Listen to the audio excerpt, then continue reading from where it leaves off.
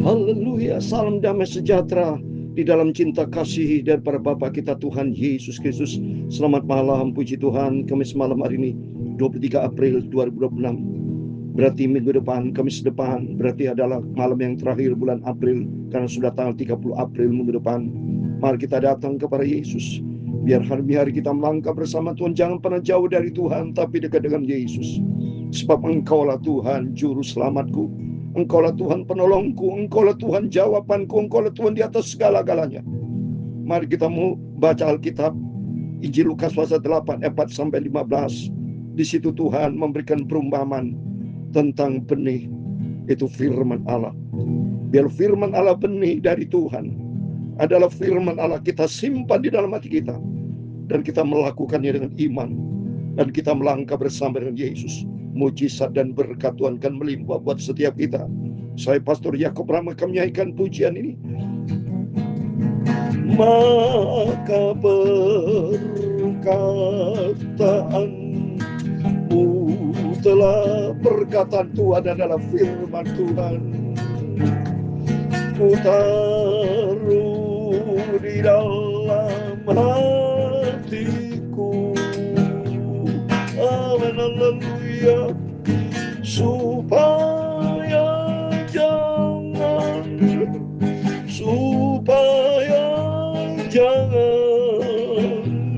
aku berdosa kepada Tuhan Yesus. Amin, haleluya. Maka perkataan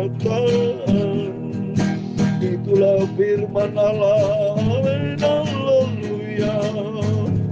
Ku taruh, ku simpan di dalam hatiku.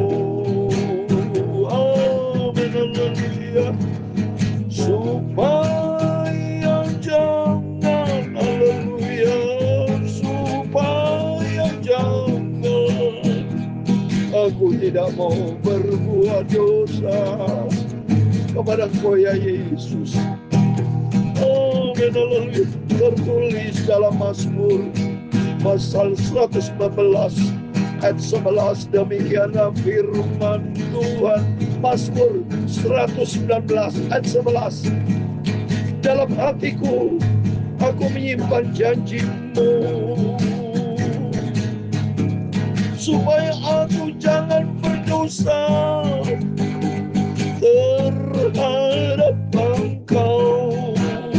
Terpujilah Engkau ya Tuhan, ajarkanlah ketetapan-ketetapan-Mu kepadaku. Amin. Ya Tuhan, punya-Mulah kebesaran dan kejayaan, kehormatan, kemasyhuran dan keagungan. Amin. Ya, segala-galanya ada di langit dan di bumi, ya Tuhan, punya-Mulah kerajaan, dan Engkau yang tertinggi itu melebihi segala-galanya sebagai kepala. Amin. Sebab kekayaan dan kemuliaan berasal daripada-Mu, dan Engkaulah yang berkuasa atas segala-galanya. Amin, haleluya. Dalam tangan-Mu lah kekuatan dan kejayaan, dalam tangan-Mu lah kuasa membesarkan dan mengokohkan segala-galanya. Amin. Sekarang ya Allah kami, di dalam nama Tuhan Yesus Kristus, kami bersyukur kepadamu dan memuji nama-Mu yang agung itu, lah Yesus Tuhanku. Malam hari ini Bapa, sucikan mulutku, pikiran dan hatiku untuk firman-Mu.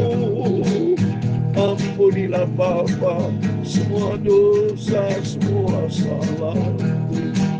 Dalam nama Tuhan Yesus, kami hamba-Mu sudah berdoa dan mengucap syukur dalam nama Tuhan Yesus. Haleluya. Amin, amin. Terpujilah Tuhan Yesus.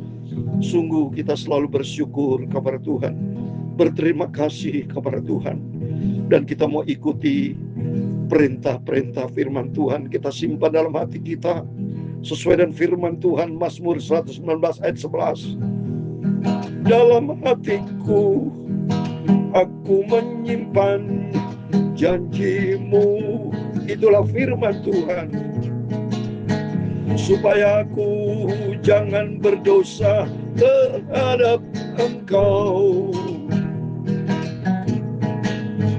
Aku hendak merenungkan titah-titahmu dan mengamat-amati jalan-jalanmu. Amin. Mari kita mau simpan firman Tuhan, selalu kita renungkan firman Tuhan siang dan malam. Karena di dalam firman Tuhan ada kebenaran. Kita mau masuk surga, harus ada kebenaran dalam kehidupan kita. Maka selalu Tuhan Yesus selama di dunia ini selalu beritakan tentang kerajaan surga, beritakan kebenaran, beritakan tentang kasih. Ini menjadi fundamental dalam kehidupan manusia. Harus ada kasih, harus ada kebenaran, dan itu sumber kebenaran, sumber kasih ada di dalam nama Tuhan Yesus Kristus. Amin. Tuhan memberkati kita semua. Mari kita kembali kepada firman Allah. Cinta kita pada firman Tuhan, cinta kita kepada Tuhan Yesus. Kita mau taat selalu. Apa yang Tuhan perintahkan itu sangat-sangat bermanfaat dan kita melakukannya. Amin. Mari kita membaca Lukas pasal 8 ayat 4-15. Ini Yesus sendiri yang katakan.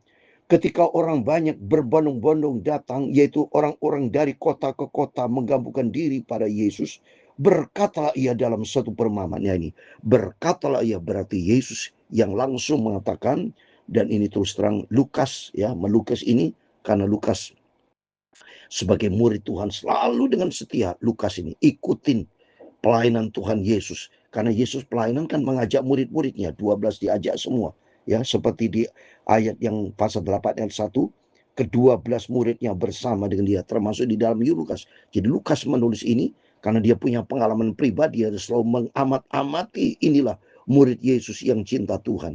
Demikian kita juga sama. Padahal kalau Lukas menulis firman Allah ini, dia mendengar langsung, dan kita juga sama ya, malam hari mendengar firman Allah yang Yesus katakan di ayat yang kelima, adalah seorang penabur keluar untuk menaburkan benihnya. Pada waktu yang menabur, sebagian benih itu jatuh di pinggir jalan, lalu diinjak orang, dan burung-burung di udara memakannya sampai habis. Lihat, perhatikan saudara. Yesus memberikan perumpamaan, ada seorang penabur ya, menaburkan benih ya, jatuh di pinggir jalan. Ya, itu yang pertama ya. Jadi jatuh di pinggir jalan yang pertama. Nanti jelas Alkitab apa maksudnya. Nanti kita baca sampai ayat yang ke-15. Yang pertama, menjadi orang Kristen ke gereja atau tiap hari, tiap saat kita mendengar firman Allah, bisa jatuh yang karakternya, warnanya ini ya, jadi artinya ini, jadi jatuh di pinggir jalan. Apa di pinggir jalan? Nanti kita baca berikut. Yang pertama pinggir jalan ya. Yang ke-6, sebagian jatuh di tanah yang berbatu-batu. Nah, benih itu jatuh di tanah yang kedua. Dan setelah tumbuh ia menjadi kering karena ia tidak mendapat air. Sempat tumbuh sebentar, tapi kering karena tidak mendapat air. Yang kedua, ketiga ya. Jadi yang pertama tadi jatuh di pinggir jalan, kedua jatuh di tempat yang berbatu-batu, yang ketiga ayat yang ke-7 ya, ayat ke-7 ya, ke-7 ya. Sebagian lagi jatuh di tengah semak duri, dan semak itu tumbuh bersama-sama dan menghimpitnya sampai mati. Ya, yang ketiga, benih itu jatuh di semak duri, sempat tumbuh bersama semak duri itu, tetapi dihimpit oleh semak duri itu mati, saudara ya. Nah, ini yang ketiga. Yang keempat, ayat yang ke-8 ya. Dan sebagian jatuh di tanah yang baik, dan setelah tumbuh berbuah 100 kali lipat. Setelah berkata demikian, Yesus berseru, siapa yang mendengar, hendaklah ia mendengar. Mempunyai telinga untuk mendengar, hendaklah ia mendengar. Murid-muridnya bertanya kepadanya, apa maksud perumpamaan itu? Nah ya, jadi jelas saudara ya, kita koreksi diri ya. benih kata Tuhan Yesus memberikan perumpamaan, benih itu jatuh yang pertama di tempat yang berbatu-batu, ya. Terus yang di pinggir jalan, kedua berbatu-batu, ketiga jatuh di semak duri, ke tempat di tanah yang baik, sehingga di tempat yang baik ini, di tanah yang baik ini mereka bisa berbuah. Terus apa artinya? Nah, murid-murid tanya kepada Yesus, apa Tuhan maksud perumpamaan? Mari kita baca berikutnya, ya. Lalu yang menjawab, kepadanya diberi karunia untuk mengetahui rahasia kerajaan Allah. Tapi kepada orang-orang lain hal itu diberitakan dalam perumpamaan, supaya sekalipun memandang mereka tidak melihat, dan sekalipun mendengar mereka tidak mengerti. Inilah arti perumpamaan itu. Benih itu ialah firman Allah. Jelas ya, ini firman Allah, katakan bukan dari saya. Yesus ini katakan benih itu adalah firman Allah. Terus berikutnya ayat yang ke-12.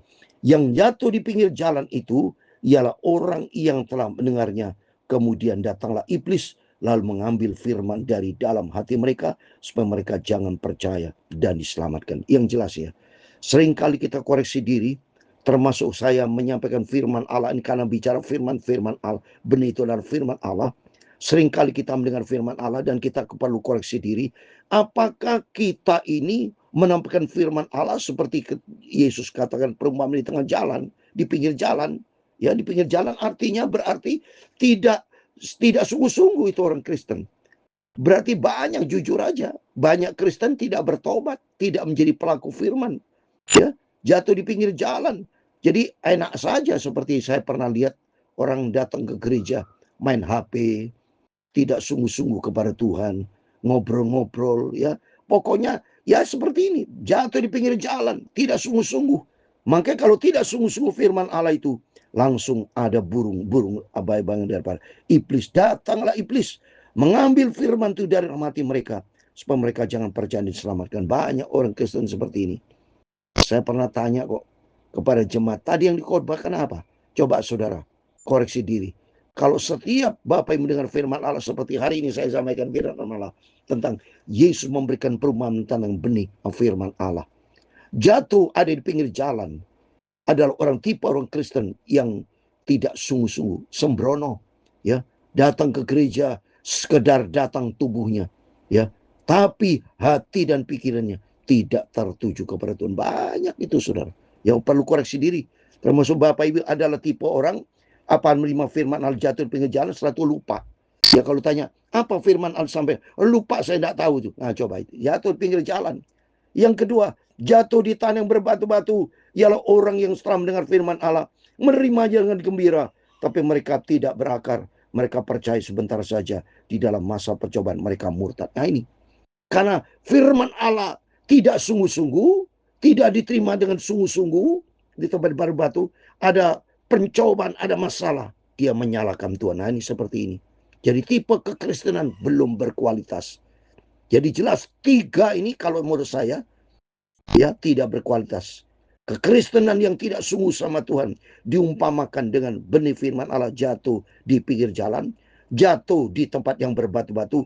Yang ketiga, 14, yang jatuh dalam semak duri ialah orang yang telah mendengar firman Allah itu, dan dalam pertumbuhannya selanjutnya mereka terhimpit oleh kekhawatiran dan kekayaan dan kenikmatan hidup, sehingga mereka tidak menghasilkan buah yang matang. Sama.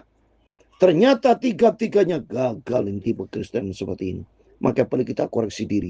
Apakah kualitas kekristenan kita selalu mendengar firman Tuhan, selalu jatuh di pinggir jalan, atau tempat yang berbatu-batu, atau jatuh di semak, yang gampang terhimpit oleh kemanisan dunia. Karena pengaruh dari dunia, mereka murtad, tidak percaya kepada Tuhan. Seperti contoh, saya pernah yang sudah saya sampaikan, saya pernah pelayanan ke Papua. Saya mendapat banyak berita, termasuk ada katanya pendeta kena gara-gara uang, ya, dibayar 5 juta untuk tinggalkan kekristenan, percaya kepada ajaran yang lain. Coba ini, mereka hanya murtad. Oh banyak sudah tipe seperti ini. Kata firman Tuhan juga di dalam Matius 24 bahwa banyak orang nanti yang murtad jauh dari Tuhan. Untuk itu mari, seperti ayat 15, ayat yang terakhir demikian, yang jatuh di tanah yang baik. Nah ini, tanah yang baik ada tipe kualitas Kristen yang keempat, yang terbaik, yang berkenan di hati Tuhan. Ialah orang yang setelah mendengar firman Allah itu, menyimpannya dalam hati yang baik, dan mengeluarkan buah di dalam ketekun. Jadi artinya, firman Allah taruh di dalam hati, dan menjadi pelaku firman.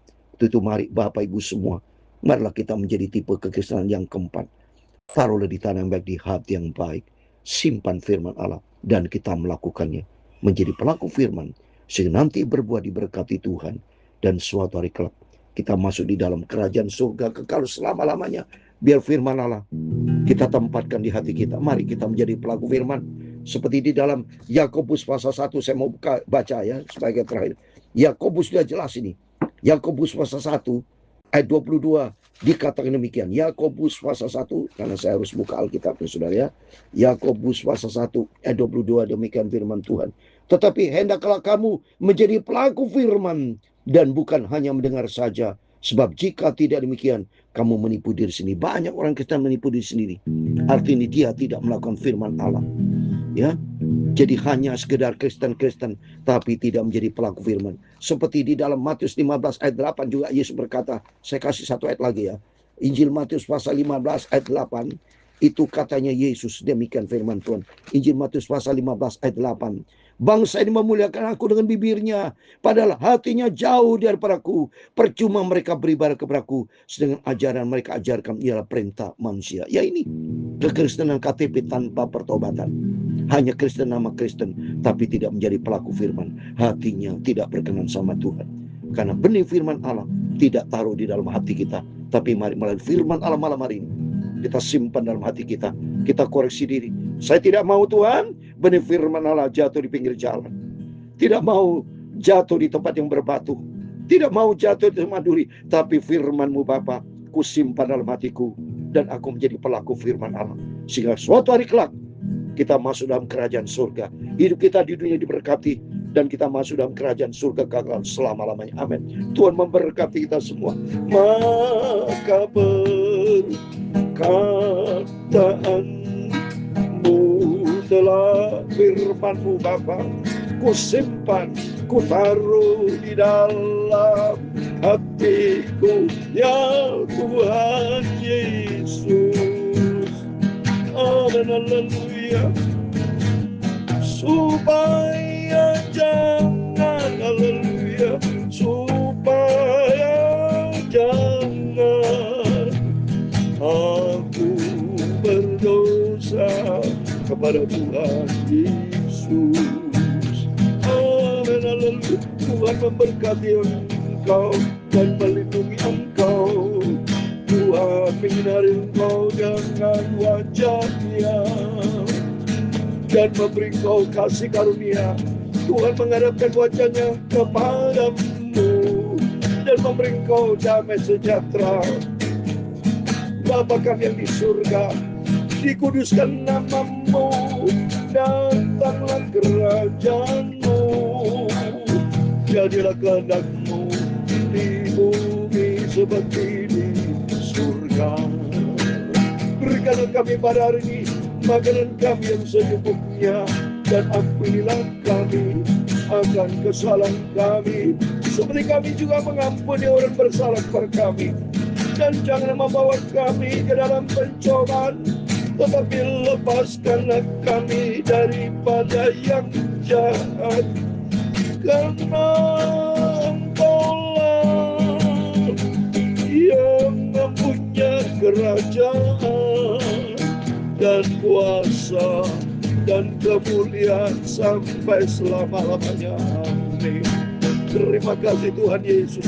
Memberkati Bapak Ibu Saudara semua. Selamat malam. Mari kita berpegang pada firman Allah. Biar firman Allah kita simpan di tanah yang baik di hati kita, dan kita menjadi pelaku firman Allah. Tuhan Yesus memberkati kita semua. Amin.